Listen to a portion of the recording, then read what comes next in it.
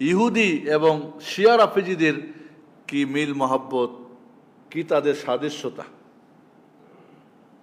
তাহলেই বুঝবেন এখন ফিলিস্তিনের কারণটা কি। ফিলিস্তিন কেন এত বছর ধরে যুদ্ধ চলছে, কারা এর পিছনে কাজ করতেছে, কাদেরকে ইহুদিরা ব্যবহার করতেছে। ওই তিনটা দলকে ব্যবহার করতেছে।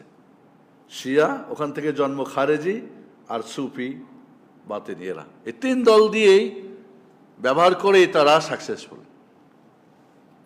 একটা কথা বলে নেওয়া ভালো, এক ভাই প্রশ্ন করতেছিলেন, চমৎকার প্রশ্ন।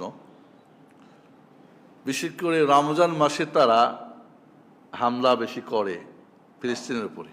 প্রতি বছর এই রমজান এটা হয়, তখন আমরা খুব জোরসোরে কোনোতে নাজেলাতে দোয়া করি।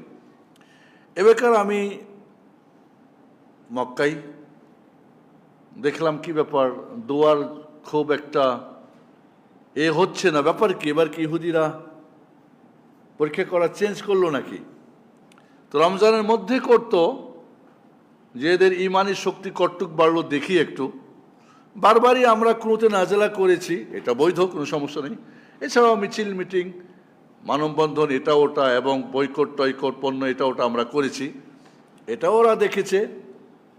এবার ভাবলো দেখি রমজানের পরে শুরু করি। মনে হয় রমজানের শেষে তো ইমান পরিপক্ক হয়ে যাবে, তো পরিপক্কর পরে কি হয়, ঘুরে ফিরে একই। আপনারা আমার সাথে কোনো বিষয়ে খুব শত্রুতা, লাফাই ঝাঁপাই বকাঝকা দিয়া, পারলে তুই একটা গালে টালে মাইরা চলে গেলাম, ভাবলেন কি এটুকুই তোর শেষ। আর যদি এমন হতো, ঠিক আছে আমি দেখে নেব, এবার তাহলে আপনি ভয়ে ভয়ে থাকতেন, কি রে কি দেখে নেবে, এইটুকু আমরা সুযোগ দিই নাই। শত্রুকে দেখাইছি আমার কটুক পাওয়ার, বারবারই এতটুকু গিয়ে আমরা থেমে গেছি। আর কিছু নিঃসন্দেহে এটা আমাদের দায়িত্ব, তাদেরকে সহযোগিতা করা, তাদের জন্য ওষুধ পানি ইত্যাদি ইত্যাদি, সেটা আমরা করেছি, আমি বলছি করবেন না, কিন্তু এখানেই শেষ। ওরা জেনেছে যে নতুন করে এরা কিছু করতে পেরেছে কি না। সারা পৃথিবী যদি প্রতিটা দেশে 100টা করে মানুষ তৈরি করতে পারতাম আমরা, যেই তৈরিটা করেছিলেন মুহাম্মদুর রাসূলুল্লাহ সাল্লাল্লাহু আলাইহি ওয়াসাল্লাম, তাহলে ঠিকই দেখতেন ওরা কেঁপে যেত। ঠিকই যদি এই মুনাফিকের বাচ্চাগুলিকে আমরা সাহায্য করতে পারতাম, এই ঘরের শত্রুগুলোকে, ঠিকই ওরা বুঝতো যে আর তো সুযোগ নেই। ঘরের গুলি তো চিনে ফেলছে, ঘরের গুলিকে তখন ওরা জব্দ করছে, আমি এখন কাকে দিয়ে ব্যবহার করব। এবং ইহুদিরা প্রচণ্ড ভীতু এক জাতি, প্রচণ্ড ভীতু জাতি। ইসরায়েল গিয়ে দেখবেন ওদের ইহুদি গাছ যেটা গারকাত গাছ দিয়ে ভরা, এই গাছ যাতে করে ওদেরকে রক্ষা করে না বলে মুসলিম আমার পিছনে আছে। রাসূল বলছে সব গাছ বলবে, কিন্তু এই গাছটা বলবে না।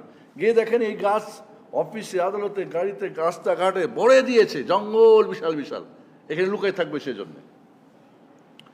এরা সামনে ব্যবহার করে আমাদের মুনাফিকদেরকে। বন্ধুরা, মনে রাখবেন আমি খুতবাতে ইশারা দিয়েছিলাম, ইসরায়েলকে প্রতিষ্ঠা করেছে কে? ইহুদিরা, আমেরিকা।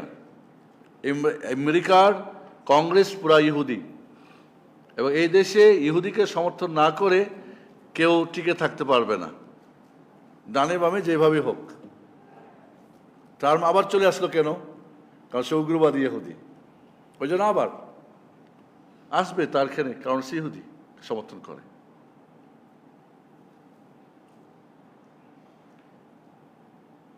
এবং এই শিয়া রাফেজি ইরানিকে ইরানের মাটিতে প্রতিষ্ঠিত করেছে কে? এই আমেরিকা। খোমাইনি বলতো প্রত্যেকটা ভাষণে, আমেরিকা শয়তানুল আকবার, আমেরিকা হচ্ছে সবচেয়ে বড় শয়তান। আর আমরা তো একেবারে বাহাবা দিতাম আমেরিকাকে, ইরানকে। কিন্তু ইরানকে যে বসিয়েছে ইহুদি তাদের লক্ষ্য উদ্দেশ্য পূর্ণ করার জন্যে, সেটা তো আমরা জানি না। আমরা ঠিকই জানি, আমরা প্রথম দিন থেকেই জানি। কিন্তু ওই তিন দল বা এর যত অঙ্গ সংগঠন না, কারণ এদের চোখে ধোয়া দেওয়া সম্ভব, কারণ এরা হকিকত জানে না, এরা কোরআন পড়ে না, সুন্নাহ পড়ে না, সালাফদের বইপত্র পড়ে না, এরা আবেগী একটা গোষ্ঠী।